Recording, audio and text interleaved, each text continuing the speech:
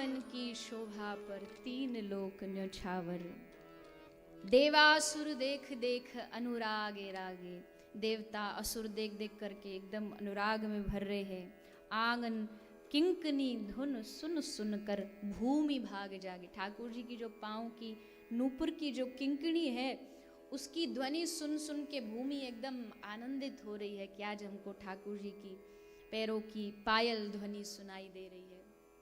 ऐसे ठाकुर बाल कृष्ण लाल ने धीमे धीमे चलना सीखा है, मधुरता से चलना आरंभ किया है, बोलना शुरू किया है। मैया, गैया, भैया, ये सब शब्दों के द्वारा ठाकुर जी ने बोलचाल शुरू कर दी। फिर भगवान की नटखट लीलाएं भी शुरू हो जाती हैं, क्योंकि भगवान को ये तो नटखट रूप है ना, यहाँ तो थोड़ा मस्ती, विनोद, आनंद चलता रहता है। तो ठाकुर जी ने कुछ कुछ आनंदमयी लीलाएं शुरू की हैं, सबको रस देने के लिए, आनंद देने के लिए। गोपियों के घर पहुंच जाते, गोपियाँ ठाकुर जी को आह्वान करती हैं, बुलाती हैं, हमारे घर ठाकुर जी आए, हम पर कृपा करें, हमें दर्शन दें। घर जाते हैं, गोपी कहती माखन चाहिए, नाच के दिखा। खूब नाचते हैं ठाकुर जी। गोपी कहती मज़ा नहीं आया। वो जो कमर पे हाथ धर के, एक हाथ यहाँ धर के जो ठुमका लगा के नाचते, सोई नाच के दिखा। तो ठाकुर जी ठुमका लगा के नाचवे लग गए। तब जाके इतनों परिश्रम करने के बाद गोपी एक कटोरी माखन देती है। उस एक कटोरी माखन के लिए इतना ठाकुर जी परिश्रम करते। बात माखन की थोड़ी है। 9 लाख गैया वाले घर कोई माखन कम होगा जो वो घंटा भर नाचे उसके लिए, एक कटोरी माखन के लिए। पर प्रेम, ठाकुर जी प्रेम के वशीभूत हैं, भगवान ने सिद्ध करके दिखा दिया। फिर अब ठाकुर जी गोपी के मन को आकर्षित करने के लिए कुछ लीलाएं करते रहते हैं। एक तरफ कालिया पर नाचते, कालिया के फनों पर चढ़ के नाचते। दूसरी तरफ नाग पंचमी के दिन गोपी ने अपने घर के बाहर वो कोयले से एक नाग का चित्र काढ़ के बना के रख दिया। उसके घर आए तो आके बोले, अरे गोपी, पहले ये जो तेरे दरवाजे पे यू सांप बनो भयो, या कुछ धो दे पानी ते तब भीतर आऊंगो, मुझको बड़ो डर लग रहे है। गोपी बोली, अच्छो कालिया नाग के फन पे नाचने में तो डर ना लगे, या काजल के कोयला के नाग ते डर लग रहे है। पर ठाकुर जी ऐसे ही हैं, ब्रज में तो भगवान ये सब आनंद चलता रहता उनका। फिर भगवान ने ब्रज की रज, ब्रज की माटी अपने मुखमंडल में धारण की। बहुत सारे कारण हैं भगवान की इस माटी जो भगवान ने ब्रज रज मुख में धारण किए। एक कारण ये भी है कि ब्रज के रज में दुनिया के सारे तीर्थ, सारे देवी देवता ब्रज की रज में निवास करते, ब्रज की माटी में। उन सब के मन में हुआ, काश एक समय आए जब ठाकुर जी के मुखारविंद में हम जाएं, उनकी इस सेवा में हम लग जाएं। तो भगवान ने उन सब की प्रार्थना को स्वीकार किया। ब्रज की रज भगवान ने अपने मुख में खाई, जिसको यशोदा मैया थोड़ा डांट फटकार लगाना शुरू करती है, क्यों रे कन्हैया, मिट्टी खाता है। ठाकुर जी कहते ना मैया, मैं तेरो तो सूदो सो छोरा हूं, मैं ऐसी कोई उल्टी सीधो काम कर ही ना सकूं। ये सबरे जितने भी तोते शिकायत करने आए मैया, ये सब झूठ बोल रहे हैं। ना हम बक्षितवानम सर्वे मिथ्याभिसंशिन, ये सब झूठे, मैं सच्चो। मैया बोली, अच्छो मुझे तो लगा या धरती पे तू ही सांचाधारी है, बाकी सभी झूठे हैं। सबरो ब्रज ही झूठ बोल रहे हो का? हाँ मैया, ये सब झूठे हैं। मैया तो मुँह पे विश्वास नहीं है, अपने लाला पे तो भरोसा नहीं, इन पे भरोसा है। मैया ने सोची ऐसी मीठी मीठी बात बना के मुँह फंसा लेगो, यू फंसावे वाते पहले ही मैया के मोड़े में देखूं मट्टी है तो नहीं, सो पतो लग जाए झूठो की साँच बोल रहे हो। मैया बोली, खोल मोड़ो। अरे मैया, अब तू मुँह पे बिल्कुल ही कतई भरोसा नहीं करे अपने लाला पे। मैया बोली, भरोसा तो करूँ, पर तू काय को डर रहे हो जब तेने नहीं खाई तो? मोड़ो खोल के दिखा दे, दूध को दूध, पानी को पानी, और अगर नहीं खाई फिर देख इन ग्वाल बालन को कैसों में डांट फटकार लगाऊंगी। नहीं मानेगी मैया तू आज? मैया बोली नहीं मानूंगी। आज आकी शिकायत नहीं रोकी तो आज तो माटी खा रहे हो, कल को कुछ और भांग फांग खान लगे हो, सो अभी रोकना पड़ेगो। तो मैया बोली खोल मोड़ो। तो डरते हुए ठाकुर जी अपना मुंह खोलते हैं, किंतु जैसे ठाकुर जी ने अपना मुंह खोला तो क्या दिखा मैया को? जो मैया यहाँ आनंद भवन के आंगन में खड़ी होके जो कर रही है ना लाला की खिंचाई कान पकड़ के, वो सब मैया को लाला के मुंह में दृश्य नजर आ गया। ब्रह्मांड, अनेक अनगिनत ब्रह्मांड श्री ठाकुर जी के मुखमंडल में घूम रहे हैं। एक आध ब्रह्मांड नहीं है। भागवत जी पढ़ के देखिए, भागवत में जो षष्ठी प्रकरण है वो प्रसंग पढ़ के देखिए, खोपड़ी घूम जाएगी एकदम। कितना बड़ा ये ब्रह्मांड, ऐसे अनगिनत ब्रह्मांड है और सबको चलाने वाले अकेले ठाकुर जी, एकमात्र भगवान।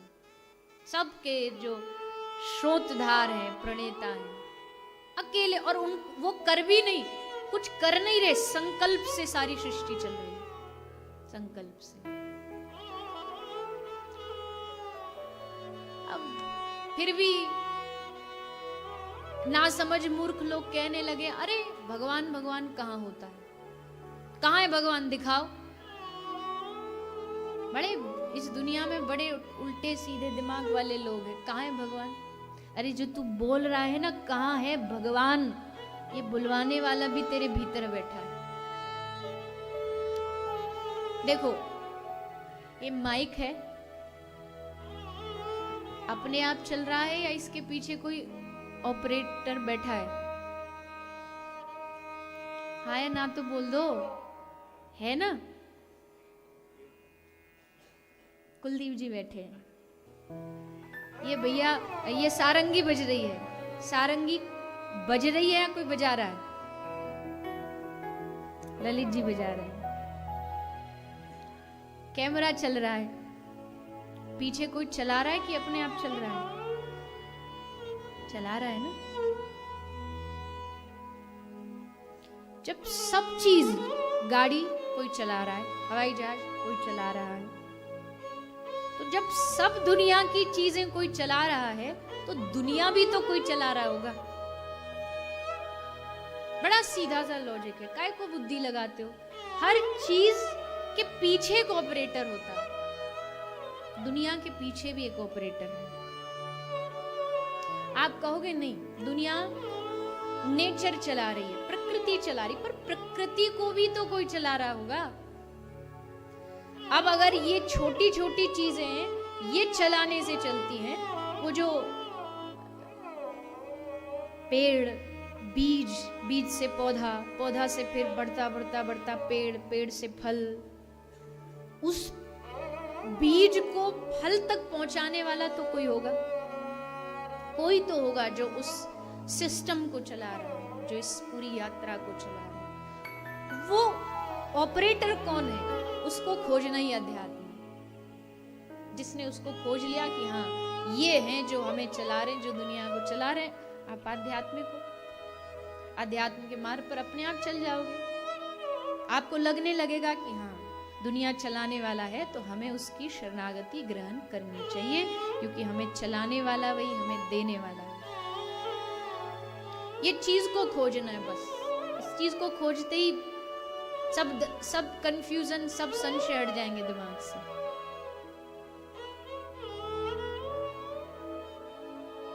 तो ब्रह्मांड चलाने वाले ठाकुर जी हैं। अगर आप दूसरे धर्म की बात करें, क्रिश्चियन कहते हैं हम गॉड को मानते। गॉड का मतलब भी क्या होता है?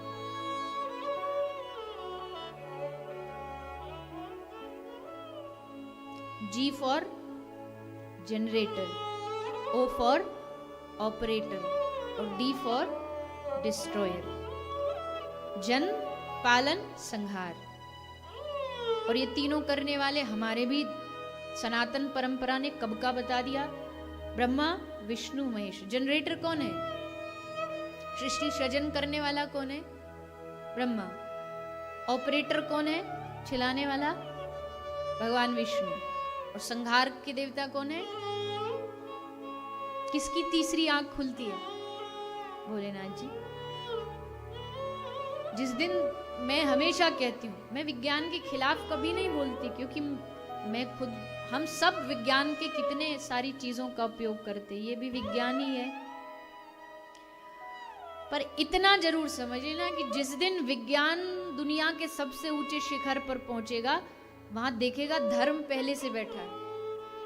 धर्म वहां पहले बैठा बैठा मुस्कुरा रहा है कि तू अब पहुंचा, मैं यहां कब से बैठा हूं।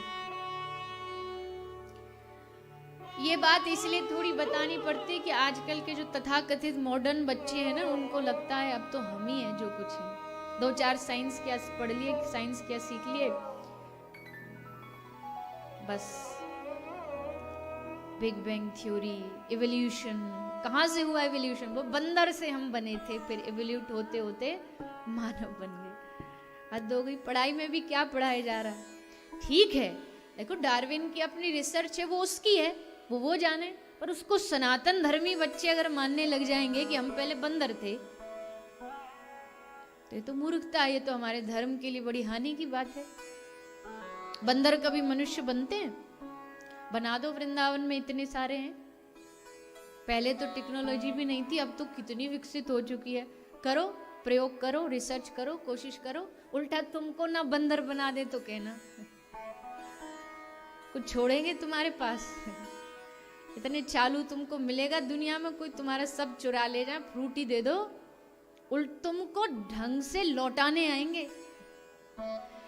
एक मैंने आंखों देखा ये निधिवन के सामने जो टेढ़ा खंबा मंदिर है, कोई कार्य से वहां गए थे, तो एक ऐसे पर्स ले गया, तो फेंक रहा था, तो फेंक के उस छत के दो पार्ट थे, तो पहले वाले हिस्से पे गिर गया, क्योंकि उसे फ्रूटी दी तो उसने फेंक दिया, वो पहले वाले पार्ट पे गिर गया।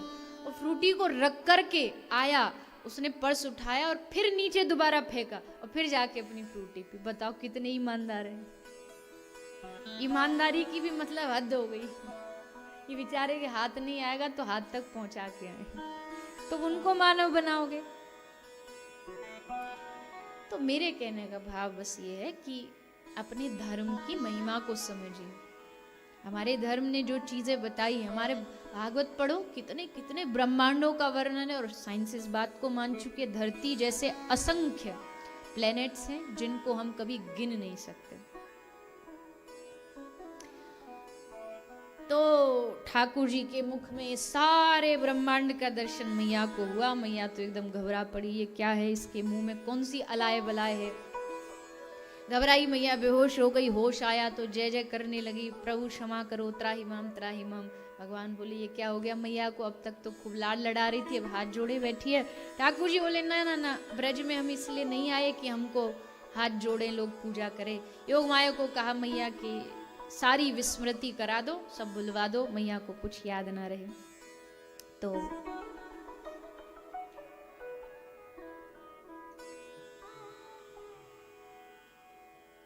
भगवान ने अपने मुख में मैया को ब्रह्मांड का दर्शन कराया। फिर उखल बंधन लीला, उखल बंधन के द्वारा भगवान ने यमलार्जुन का उद्धार किया। 2 पेड़ थे आंगन में, कुबेर के पुत्र थे, भगवान ने इनका उद्धार किया है। थोड़ा थोड़ा ठाकुर जी बाहर निकलने लगे, नंदगांव से अपनी मंडली लेके चल पड़ते।